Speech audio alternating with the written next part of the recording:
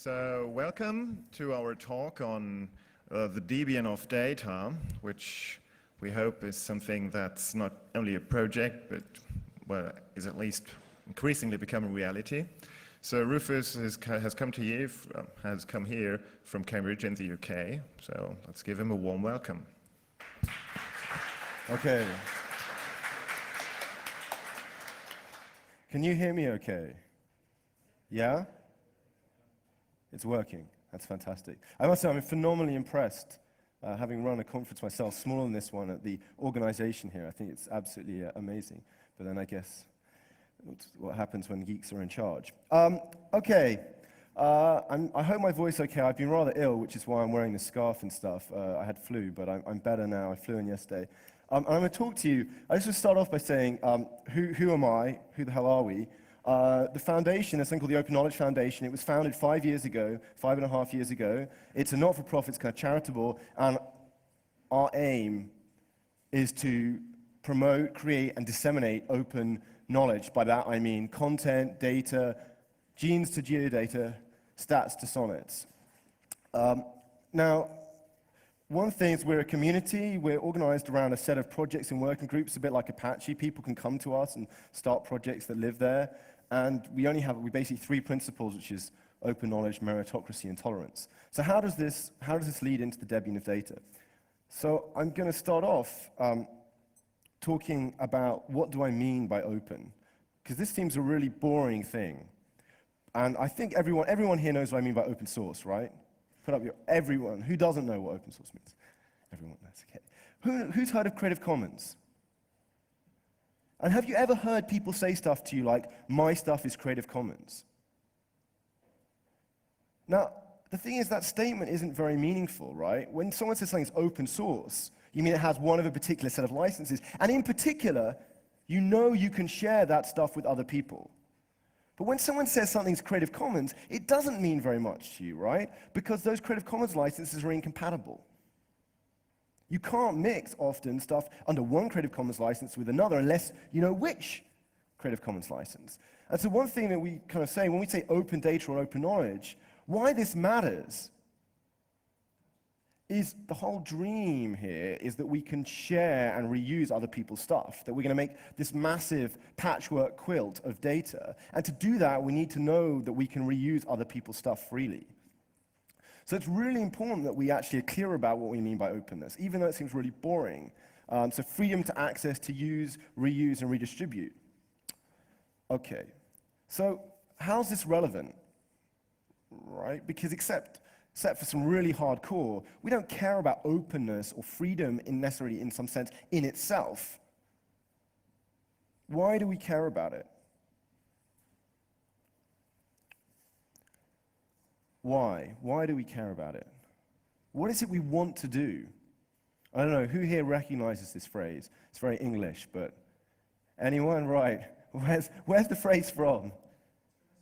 Girls' song. Exactly. What we want, what we really, really want, is to create and use information. Right? That's what we really want to do. We don't give a damn, really, about whether that data's licensed or unlicensed. It's that we want to do shit with that data. Right? We want to take that data and we want to know what our representatives did. What did they vote on? What are they doing with our money if we pay taxes? Or I'm a researcher on global warming. What is the temperature history? What is the temperature data? What are the projections for the future? How are they computed? What are the models? Whatever we are, we want to create and use information for really important ends. But specifically, what do we want to do? We want to get lots of this data and we want to plug it together, right? And this is so blindingly obvious, but I just want to emphasize, what we want to do is we want to get data and we want to plug it together. So I'm going to give an example here of why stuff might be interesting, because it's really dull just talking in abstract, right? So this is a data set actually that comes from the US. Weirdly, a lot of data comes from the US. Can anyone guess why a lot of my examples come from the US? And it's not because I particularly like the US or not. Can anyone guess?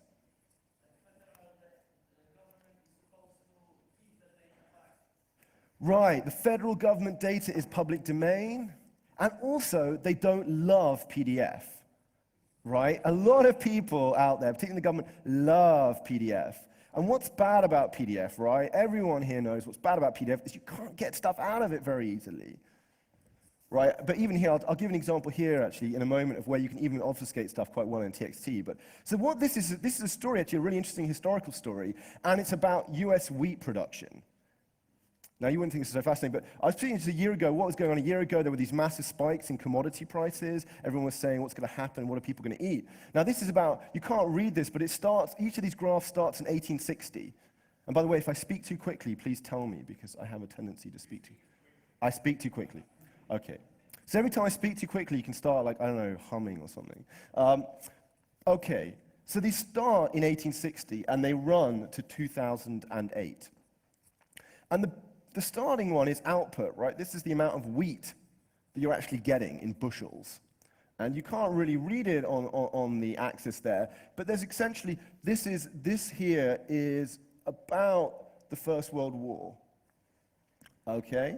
And there's a tripling in output between 1860 and the First World War.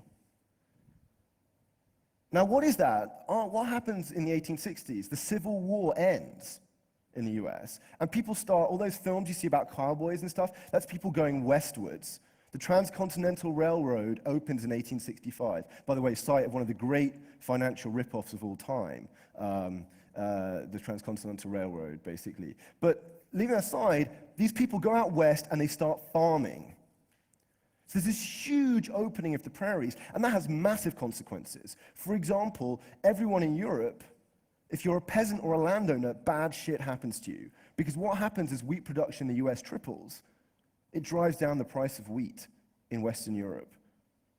So there's a whole alliance between aristocracy and peasantry in Europe as a result of this in the late 19th century. It's called the Great Depression in agriculture. In the late 19th century, it has big political effects. Okay, but what's really interesting here is that yield, and we can tell, yield has not gone up at all. There is no increase in the amount of corn you're getting out of the same bit of land. This is all about just farming more land, right?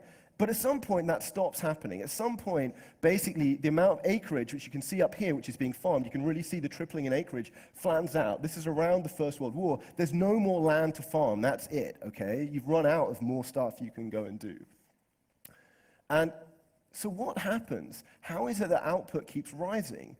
And this is the story here, which is this incredible revolution, the Green Revolution, which is driven by technology, basically. It's pesticides and it's nitrogen. This huge increase in yield, a tripling in yield again, like a massive thing, that leads to this great increase in output again, despite the fact you've run out of acreage.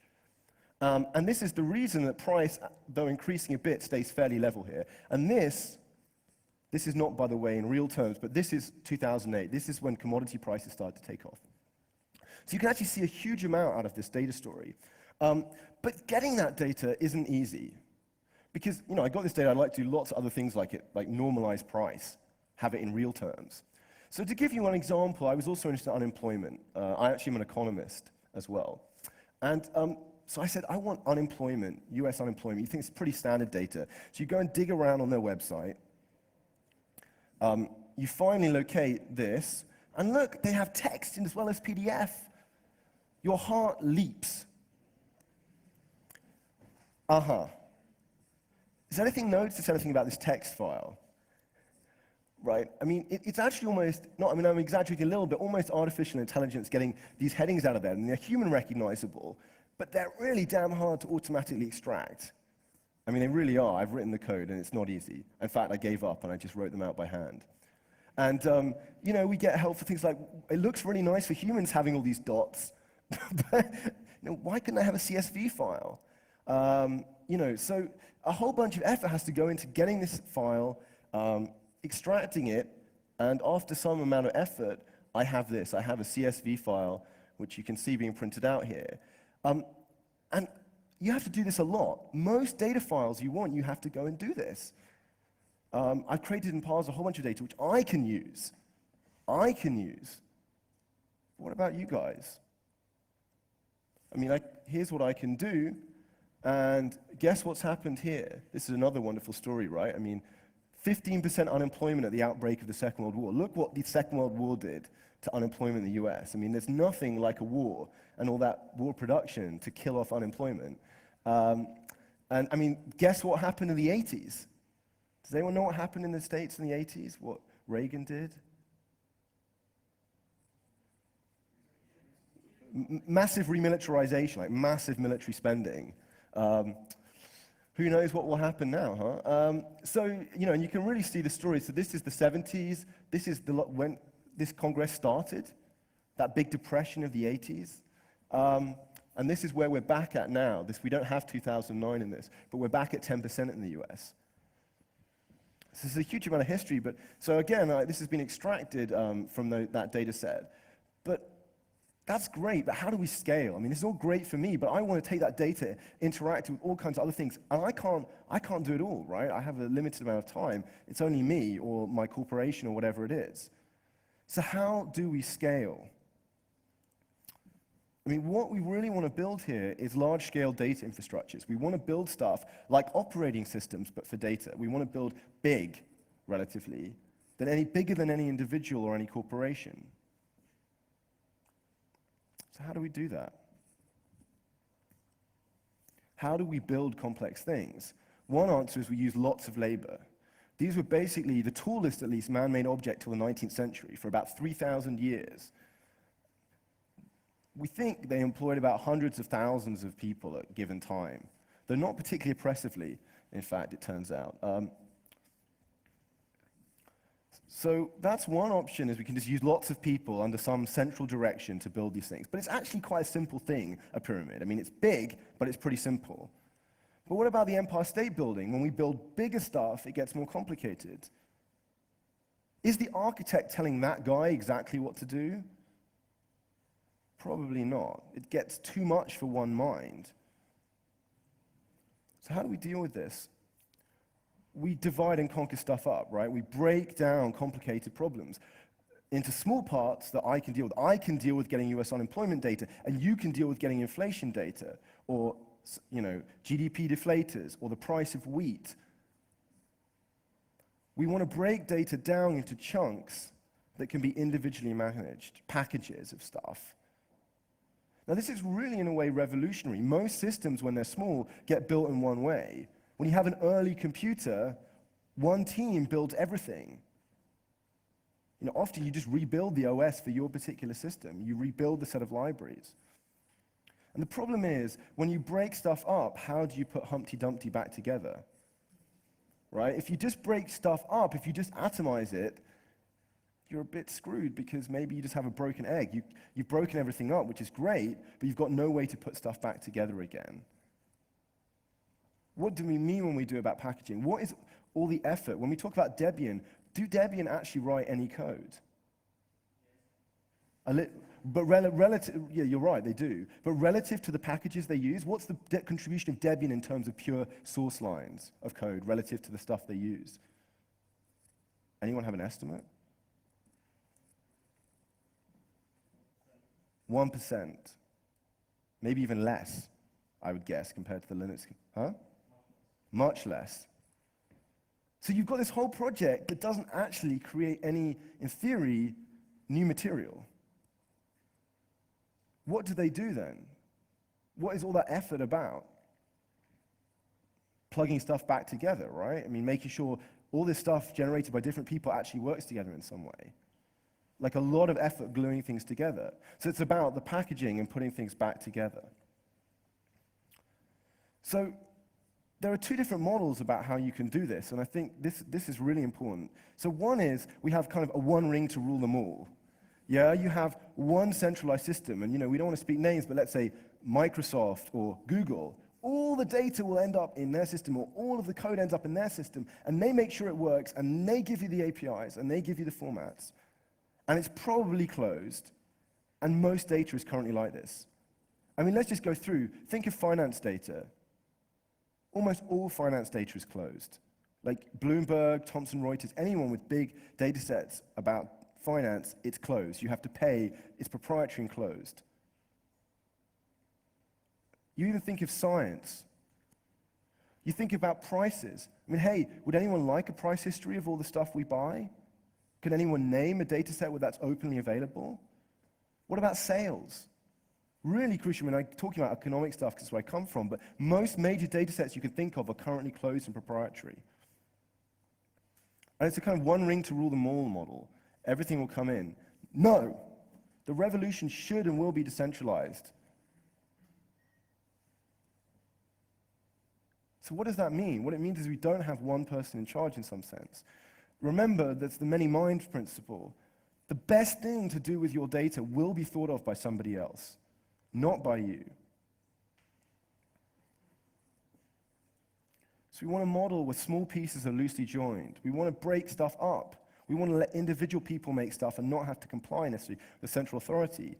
So that means sharing and separation. I can do stuff without having to worry what you're doing. We don't need some central architect telling me and you how we should coordinate and how we should do stuff.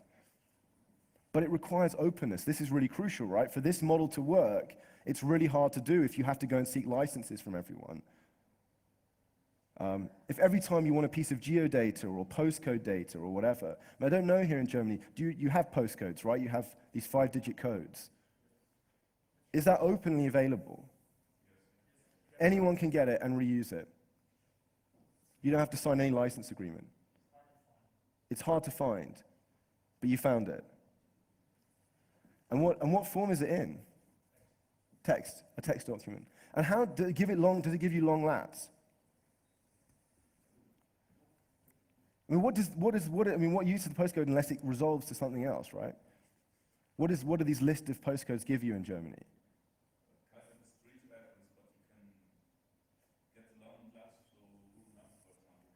Right, and if you get the data out of Google Maps, who've paid money to some gazetteer to give you long lats out, is that free or not? Would you be worried that one day the people Google have paid money off, because remember, Google don't care because they're just licensing, but the people who've given it to Google been paid some money will come after you. It's really unclear, it's why it's really important to be clear, but we require openness to do almost all of this stuff if we want to do it as a community and we want to do it properly. We need openness, it's really essential. And almost no one's put a license on their data currently. No one even thinks about it, so it's essential. So how do we make it happen for data?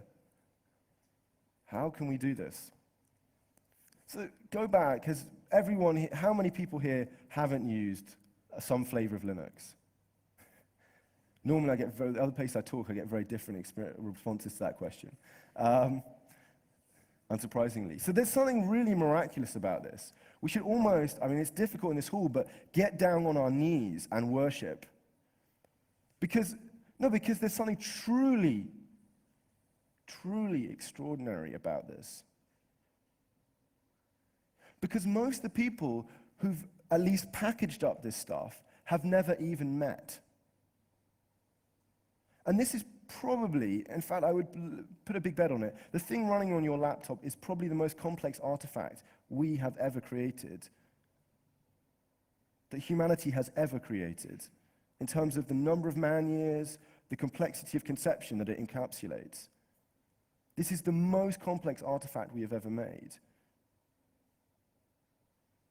And yet, at least in running these distributions, many of the people who are putting it together have never even met, may never have spoken to each other. And imagine they did, how horrendous it would be. I mean, it's the kind of thing that does cripple. You feel very large corps when they try and do this thing eventually, which is that they subscribe to a more centralized model. So amazingly, we can build something really complicated in a very decentralized way. In a way that means when I can say, oh, I want X done, and like 35 packages that all have some dependency between them are installed magically on my system, and at least most of the time work, right? So this is truly miraculous, and it's something that we take for granted too often. So what goes into making apt work? What goes into making it tick? There are two things. There are two things that go into it. First, APIs. right? First is that when you install like libc and you install Firefox, and like Firefox needs to talk to libc, they are the right version, they've published a bunch of documentation that means there's a bunch of calls you can make. And remember, this is not always the way. Going back a long way, code was not really written like that. People would just write their own, they wouldn't have redistributable libraries. You wouldn't have some common library, you just write libraries for your system, literally. This took a long time to happen in code. That you actually, libc gets used many times, not just by one thing, if you like. But the other thing that Debian is doing, if you like, or apt is doing, is distribution. The APIs isn't actually done by Debian, it's done by the other people, right? What Debian does is bring that stuff together and get it onto your machine. Like download it and shove it somewhere on your disk in the right place and give it a name and make sure it's compatible. Right, I guess which of those are harder? Which do you think is the harder, the first or the second? The second. Okay. I mean, I would definitely say the first is hard. And why is the first hard? Because the first isn't a technological problem most of the time. And I have to say, often there's a tendency, and I have this as well, of this community to think that technology is the solution to lots of problems. But one of the points is that what's really hard about APIs, I think, is that they're a social problem because they're about agreeing on something. They're about things like not breaking other people's stuff by just randomly changing yours when you feel like it.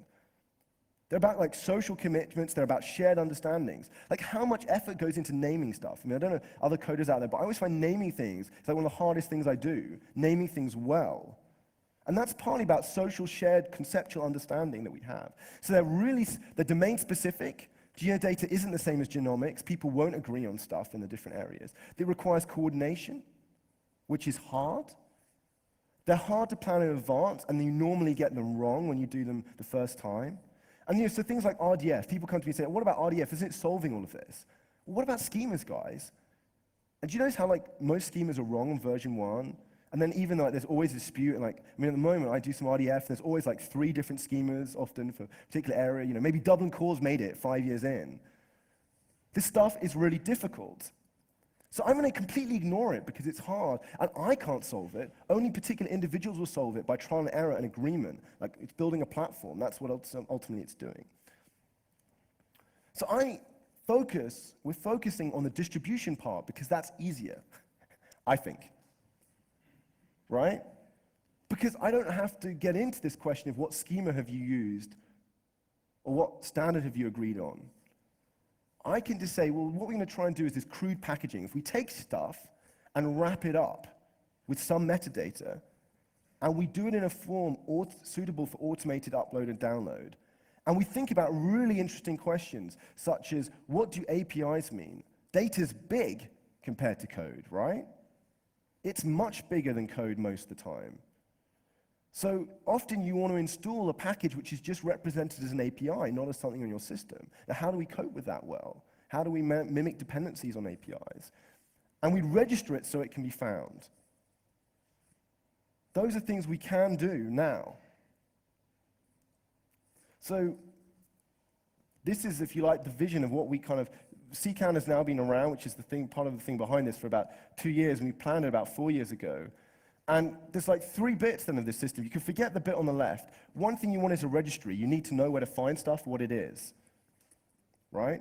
But in data, you want to separate that from all the actual stuff, right? Because the stuff is massive most of the time, or it can be massive. And even, you know, we're not for profit. We don't have hundreds of terabytes. We're not Google, right? So we want to separate that from the storage. So you want storage and you want a registry.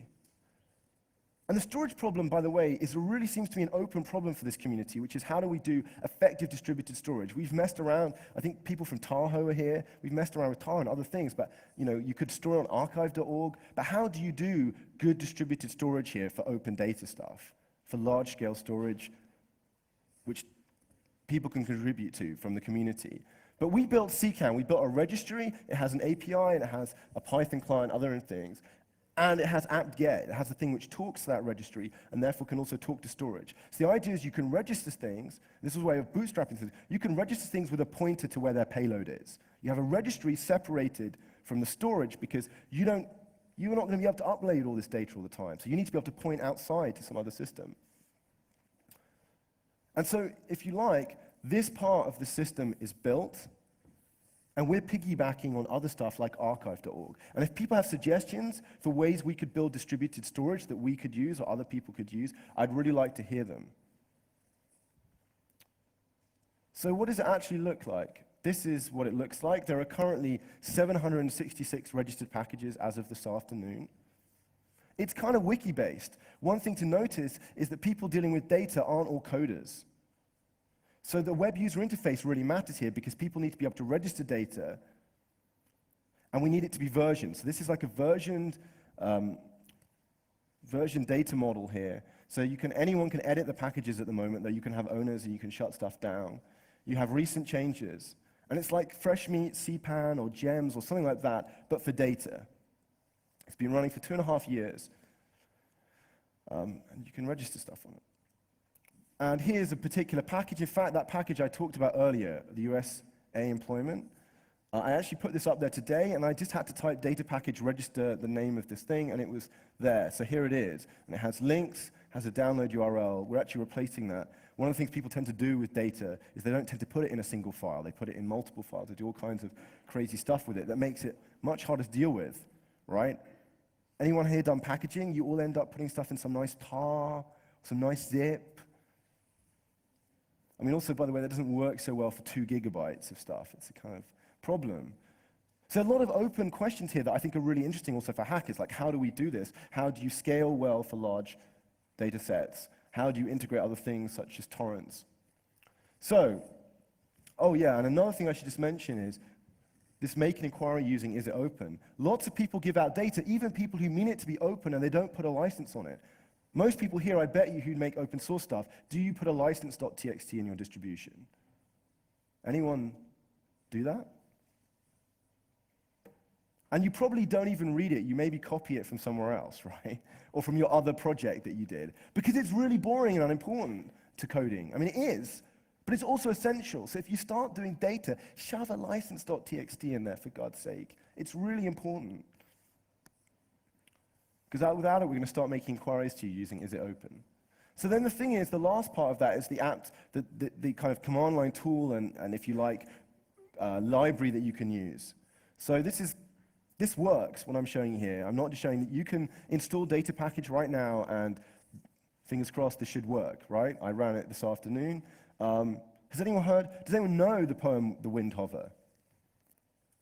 I am talking to a German audience, I'm aware of that. The Wind Hover, by a guy called Gerald Manley Hopkins. It's a beautiful, amazing poem in English, if you like that kind of thing. It's a really amazing guy. He was a very troubled Catholic chap. So anyway, interesting guy. But there's this data package demo which happens to contain this poem.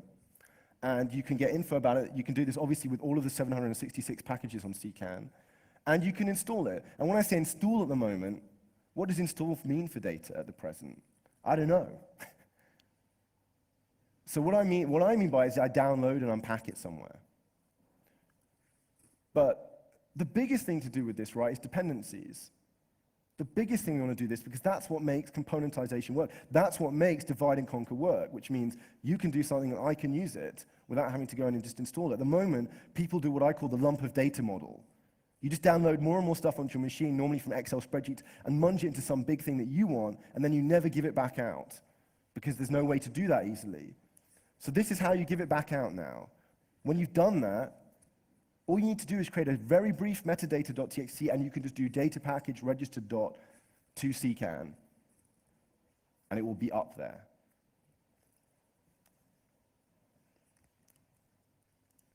So I'm going to just hand over to my colleague for a moment, Daniel, who's head of the OKF chapter in Germany here. And what we're trying to do to internationalize and kind of decentralization, like eating our own dog food, right, is this. So I'm just going to hand over to you for a moment, Daniel. Thanks for the talk.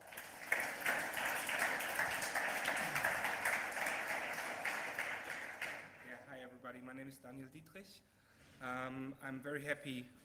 Is that on? It's on, but we need to. Okay. So I'm very happy to join this fantastic project and help in the internationalization of ckan.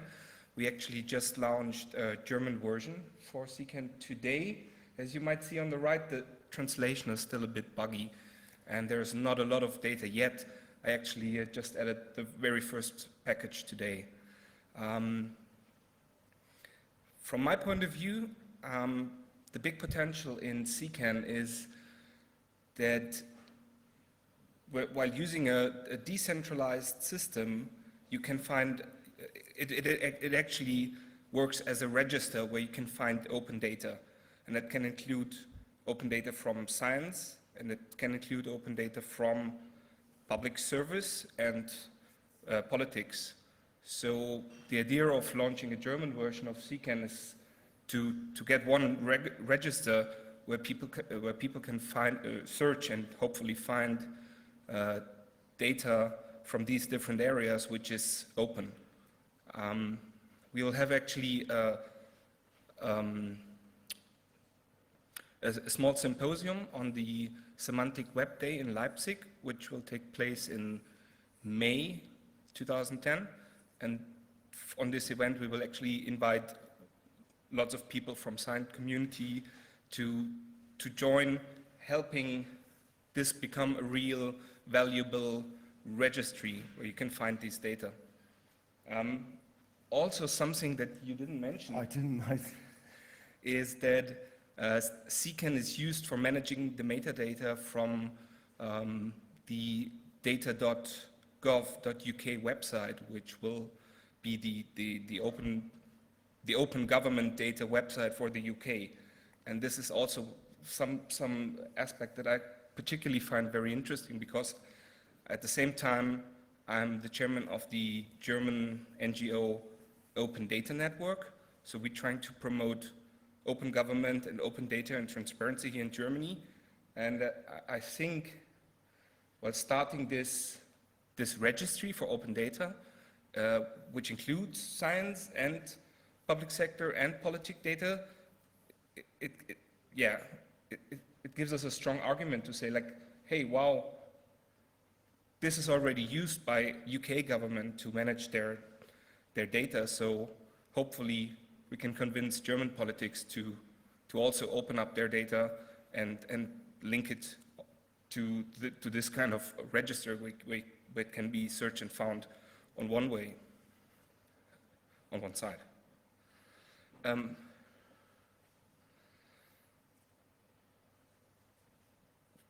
I'm not going to talk technically about any of this, but one thing that appeals to me very interesting is if you think about science, there is a lot of scientific data published in Germany under public domain, but how to find it? Like if you're a student or a researcher, you would have to go to Google and try to search open data, or you would have to go to all the different universities to try to find their data that is published openly under public domain. But that's quite a hard thing to do.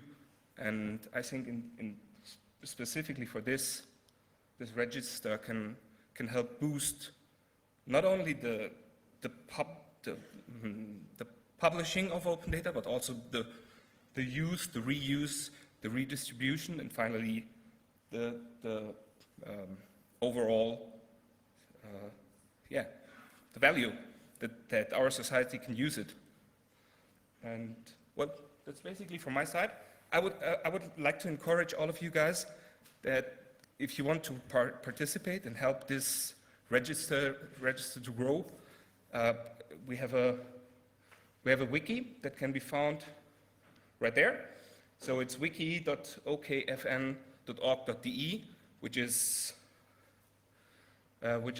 trying to set up a community to help support this project. And there you will find a link to a mailing list.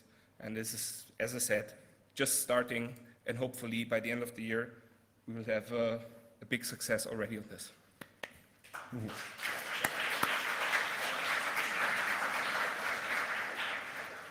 Ooh, sorry, Dan. Yeah, as Daniel said, in fact, ckan.net in the UK, and the system is being used as part of the UK's data.gov.uk effort, which is this effort to start registering UK government data sets and making them open, getting them out there into the public. And I think one thing I want to mention here is, if we think code is big, right? I mean, the role that code plays in society has got larger and larger. The number of people it employs, its significance, everything from our tax submission system to our computers are now run on it. Data, I think, is going to be even bigger. Data is going to be even bigger than code. I mean that both commercially. I mean, I come from the UK, so financial services are both loved and hated, right?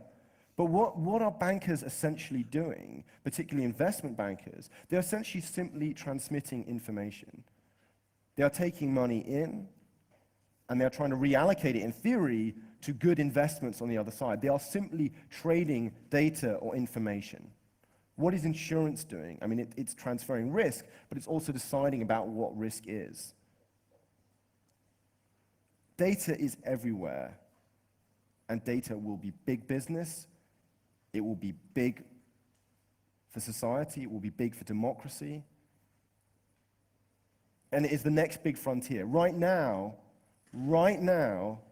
governments are thinking about this, and also big corporations thinking about it, and also we should be thinking about it. And I don't, by the way, I should be very emphasized, we're big. I like big corporations, I like small corporations, but at the same time, we certainly cannot trust monopolists to always proceed in our best interest. Right now, most of the information infrastructure of our world, from social networks to search engines, are run by companies which are close to being monopolies, and from whom we have no guarantee that they will act in our best interest. It is essential, I think, to us as citizens, that we ensure that the basic infrastructure, just like the basic infrastructure of the net is open, the basic information infrastructure, the basic data infrastructure of our society is open. So I'm going to conclude by saying, I think this is the start of the Debian of data. We're way behind code, but we can learn from a lot of what code has done. And we can also face really interesting new problems about how we deal with large-scale stuff. How is data different from code? How is it the same? How do you do, everyone here, who's used a version control system? Right? Has anyone ever tried coding when they first started out without a version control system? It was painful, right? Not that painful. But is there a version control system for data? How do we do data diffing? In the moment, data diffing amounts to dumping your SQL, your CSV, your Turtle, your N3, and running text diff on it. There are seriously interesting problems here that need to be solved. So this is the start, and we need data package managers are wanted right now. And the thing I would emphasize here, particularly at a congress such as this, is that data and code are becoming one. What is the difference ultimately between your data file and your list, between the code that parses the data and the data itself? Much of the difference is disappearing. If you hack code, you are hacking data, and at some point, if you hack data, you'll hack code. If you remember, and I'm sure many people here have read Gibson, his vision of cyberspace was not about code. It was always about these great mountains of data, not mountains of code. Thank you very much.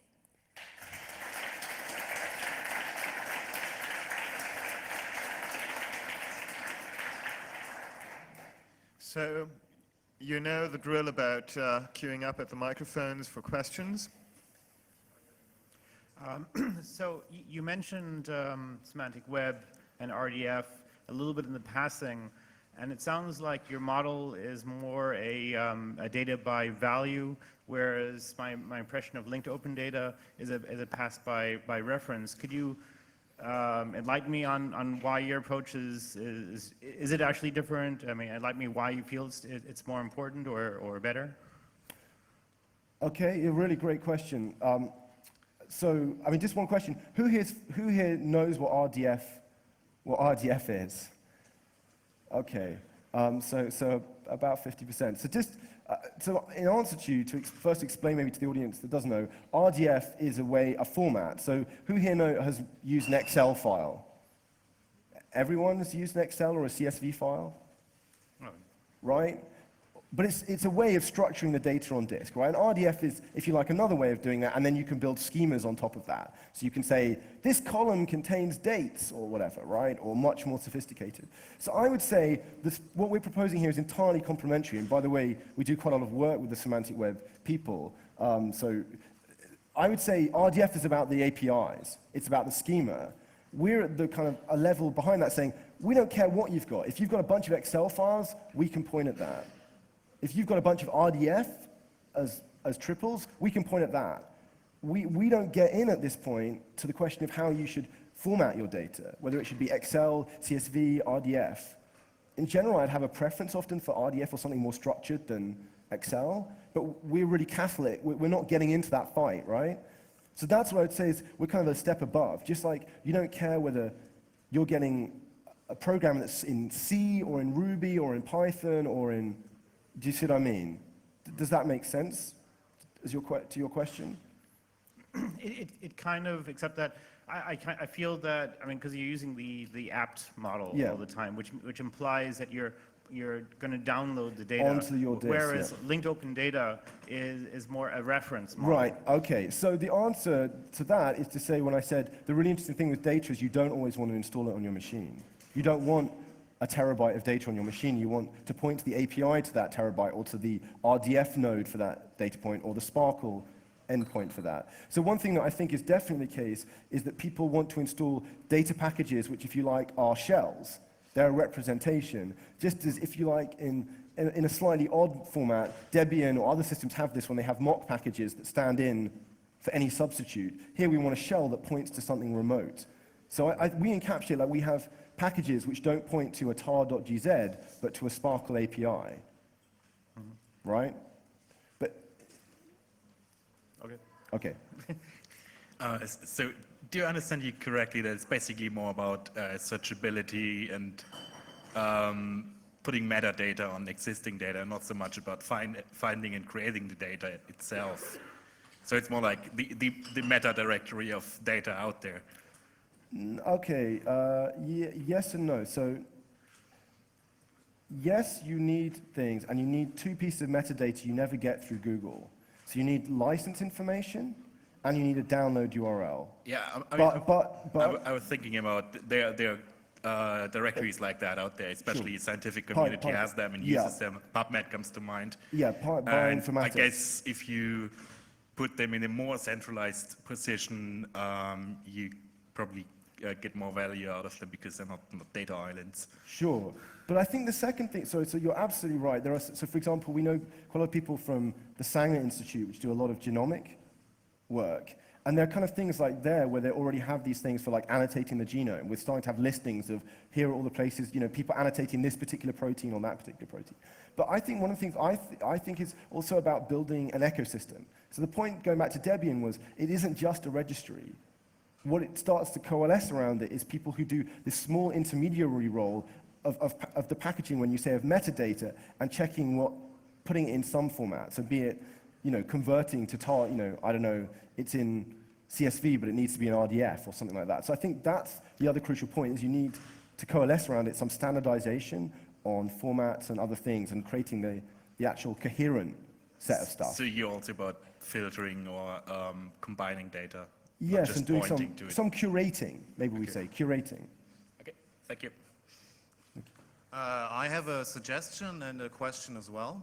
I think you could save yourself tons of work by just porting or whatever the metadata of Project Gutenberg. Gutenberg, okay. Where texts where the license, where the copyright has expired are collected. And well, you've told us about 760 packages. Well, using that would raise that to a few tens of thousands of packages, I think. Maybe that could raise exposure. And the second thing is, I wonder what your actual scope is and how well the whole infrastructure scales. Because when you say data, it's anything between huge data sets of terabytes of data or a single picture or image. So where does it all end? And when you're getting down to data sets that are really that small, you cannot all, well, I think you cannot all register and maintain it as humans, but rather it should be done by machines. And at that point, you do nothing else than, for example, Google. And well, I'm old enough to know web directories, and I know search engines, and well, we both know where that story ended. Sure. And this seems like a dead end to me. Okay. Really interesting. I mean, are you finished? I didn't know. Yeah. No, so I think really a good question to ask and to kind of critique. So I guess one thing is about, the first thing you said was like, are we rebuilding, like reinventing the wheel? Like people have done this. So one answer is data package basically directly rips off, if you like, Debian, at least the metadata format, and R and other ones, and also Python, the Python package index. I mean, our original idea was just to clone the Python package index pretty much directly. So we kind of have tried to minimize the reinvention of the wheel there, in that we're trying to do what already exists, but put it to data. You gave this question about Project Gutenberg. I don't know, I've actually done some stuff on a project we call Open Shakespeare. I mean, I like Project Gutenberg. I don't know that I'd want their metadata format over, let's say, Debian's, but I take your point that we should use something that exists. Your bigger question was about it just being automated. So my question I'd put to you back, and I don't know if this should become a dialogue, but is, it would seem to me that code is even more attractive to this than data, right? You know, if you're saying there's automated tools that will just do this stuff for us, why do we have all these human package managers around? Why is it that code, automated code, this kind of packaging up code doesn't happen already? And the same point goes, you're saying a question of how do we decide on scale? Our question at the moment is we wouldn't ask people to register individual photos or an individual book. We want something relatively coherent. But your question is a really good one. How do you decide? And the same problem happens in code stuff. People have to say, is this a single file worth putting on in Debian, or does it have to be Firefox or the Linux kernel? And there's some things which are a single bash file, you know, which lets you do word counts or something, and there's some stuff that's millions of lines of code. And so exactly the same question comes up.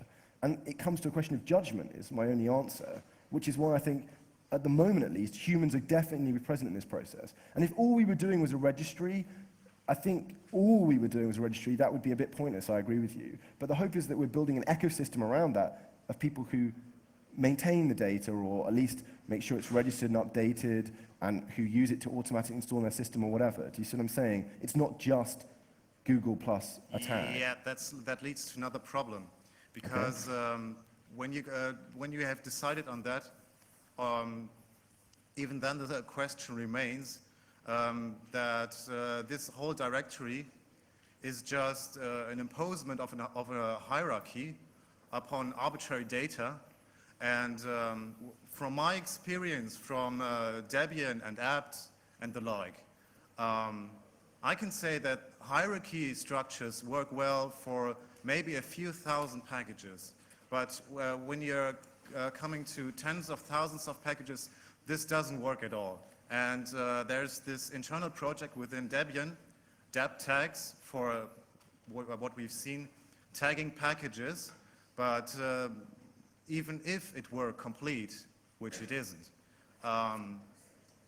nobody tells us really how to really search for these kinds of things, how to combine different tags to really find what you're looking for.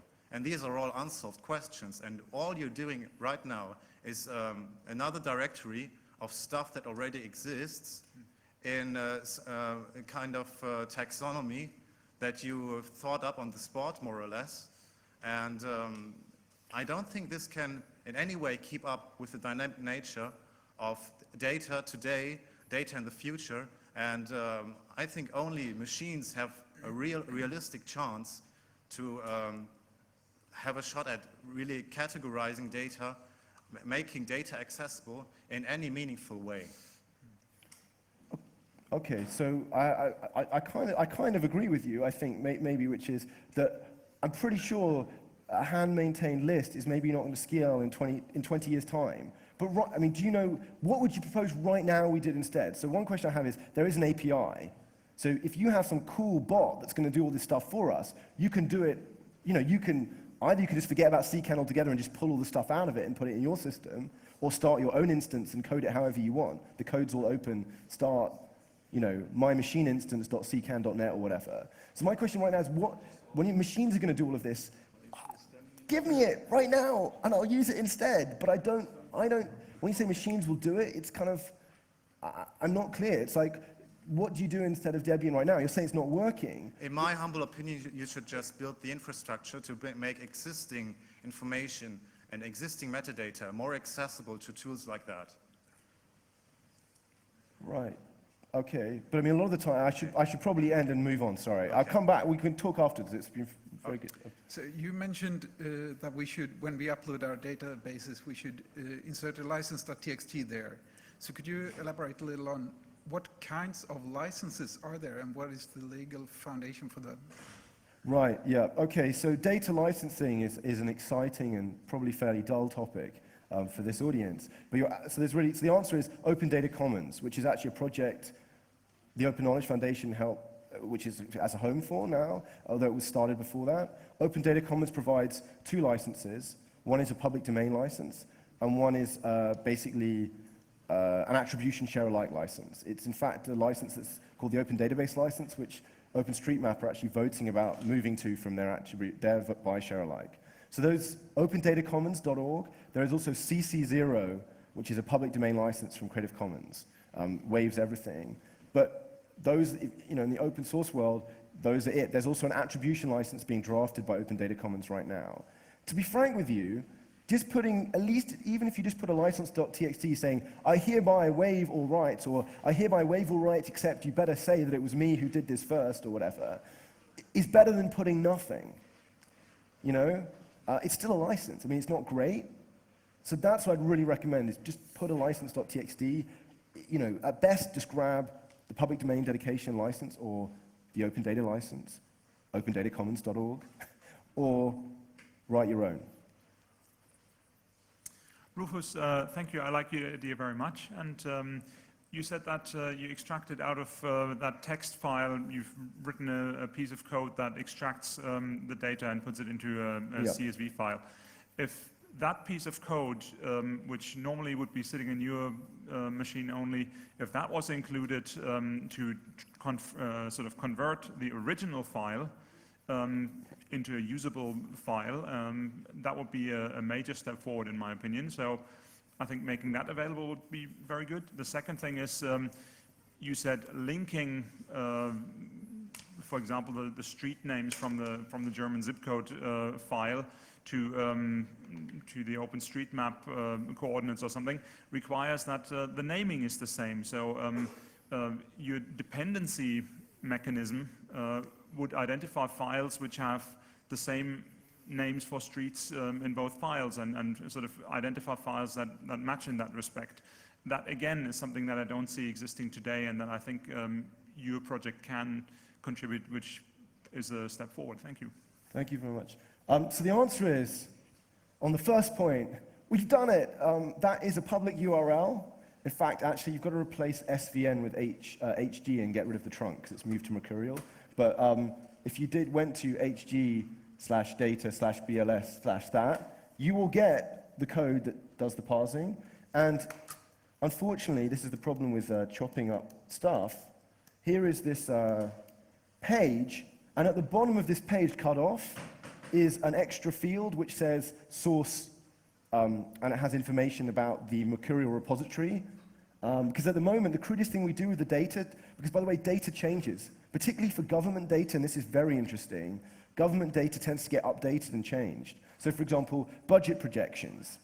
And you just don't have the old version available anymore. It just gets written over, and that can be very interesting data to look at what's changed. So at the moment, we tend to cache all the data and just shove it in Mercurial or our versioning system, but we would like something better than that, because that doesn't scale for bigger files, really. We do it for only up to 1 megabyte, and then you get a really big Mercurial repository. Okay, sorry, one more question. Well, first, I'd like to say thank you, because I think it's a great idea.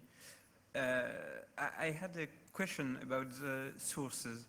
I mean, there's one crucial difference between code and data. Code is self-contained. I mean, if I take the source of any program on Debian and read it, I know everything I have to know about the code. I don't care if it's written with Vime or Emacs or on Windows or Linux. I know everything. But data always refers to something real, which isn't the data, which is the object the data is describing. And that's what the method with which it was acquired makes the value of the data. And I think it's a big problem, because any archive of data is a big step, but to use it scientifically, for example, you must be sure that well, it's the government that gave the unemployment figures, or it was calculated, or it was approximated by someone. And all of this is interesting, but is there any way to make really clear what was the protocol to acquire the data? Well, okay, so you make an interesting point. So first is you think there's this code-data distinction. I mean, it seems to me that many things you talked about at the end, like the approximation, would have been done in code, probably. And the points you have about understanding what you're doing is very important, be it for data. You know, when you use data, you need to think where it came from. But, I mean, at least I'm an economist, and I know many people who do stats in economics who maybe, you know, maybe including myself, when I'm using some stats routine someone coded into some library, I don't go and read the source code and check whether they made some misapproximation. I trust them. And you're saying there's this question of trust for data that's really crucial. And I think you're right. So one issue here is, and I don't know what the answer is, one thing is we have an author and a maintainer field. So one is who first wrote this data, and who's kind of cleaned it up or messed around with it. So there's a distinction there. And that's one way to deal with it. I mean, ultimately, the other thing is giving out the source code. I think the point is most data can be given out with the code that generated it, or at least prepared it, and the data itself. And that kind of refers to the previous gentleman's question. I think it's really important we give out the code as well. I don't know if that answers your question perfectly, but Okay. thank you. Actually, I had two questions, but the first one is already partly answered. The thing is, source code is actually a kind of an opinion. Yeah? So like Firefox is a solution for a problem, and I can say I like it or I don't like it, and I use another browser. But data is about truth. Yeah? And so we should look for who published the data, and do we believe him that that's the truth? Because there are agents everywhere who have an interest in defining the truth. Yeah. So this raises, in my opinion, a huge problem of authenticating the data, as well as authenticating the script that parses it. You know. Yeah, so I think you've asked a really good question about provenance, basically, about authority and provenance for data material. Where does it come from, and how do we verify it came from, and how do we verify it's not been changed? I don't know whether this problem is how different it is in a really technical sense of, i.e. data's come from A to B, has it been changed? It's kind of like, has my MD5 checksum, is it still reliable, or, you know, that kind of question. I think a deeper question is almost a social question, though, which is about do we trust the government when they publish unemployment figures? And I have to be honest, I think one of the biggest things is about publishing the source code.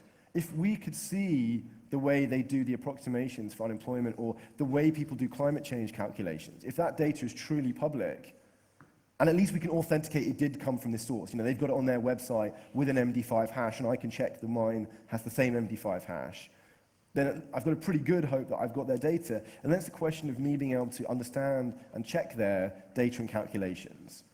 So I think there are two things there. One is social, about our trust in institutions and our transparency of those institutions. And the other is a technical question about literally has data been modified between A and B in some way? And it gets, I do think data is going to be more complicated in code because people are going to do very complicated mashups. So you're going to end up with some query that you're seeing the results of on some web page that maybe is 200 databases. And then there's going to be the question of how do I check the provenance of each of those kind of queries? How do I know someone isn't messing somewhere along the way with that, which is a harder problem. Yeah. Well, it doesn't clear it all the way, so I have to look at the mashup and try to decide what kind of trust level I assign it to it. Well, okay. The other thing is, as you said, I don't want a terabyte of data on my machine, so if there is a terabyte data set, there seems to be necessary kind of API that creates a subset to my specifications. Yeah? Yeah, yeah. I mean, I think this is probably the most interesting area to think about, which is what does packaging or representation, the crucial point about the packaging allows us to do dependencies, allows us to do hand out maintaining a particular data set to a particular person and know that they'll be dealing with it. You know, this is, but then how do we represent it on my machine? You know, that's what you're going to ask me. How do I say things like, I want to install, I don't know, let's think of some big set, like the Tiger geodata set, which is about 5 gig. It's not that huge, but it's fairly big. How do I install some representation of it or some slice of it? Now, one model, which kind of Amazon maybe are taking, which is you come to the cloud, we'll ensure there's one copy of this data set somehow sitting in the cloud, and you can kind of access it from your machine. So that's one solution. It's quite a centralized solution. The one I would favor is somehow representing that package and doing what you're saying, which is be able to install on your machine a representation, which is really talking to an API, and which you talk to almost like a local copy, but which is ultimately proxying and providing some slice of it to you. But I think that's a really interesting question at the moment of how we do packaging for data in that way. Okay, thank you. Thank you. So I'll try to be brief after I've been told to. A few very quick points to the provenance problem. I wonder whether, or let me just put it as a statement, to the provenance problem, there is a bunch of folk in the semantic web crowd who are basically trying to figure out the technical part of the problem for RDF when used as a data format. Right now, that work is going on. Named graphs and so forth. Named graphs, and search for provenance XG on Google and you'll find it. And I'll leave it to that and corner you in the break. Okay, well, thank you. Okay. No response needed. So I should shut up. I'll have to close this session because the next speakers are coming in, the next persons are coming in. I don't think we can hold them. So let's thank our speakers once more.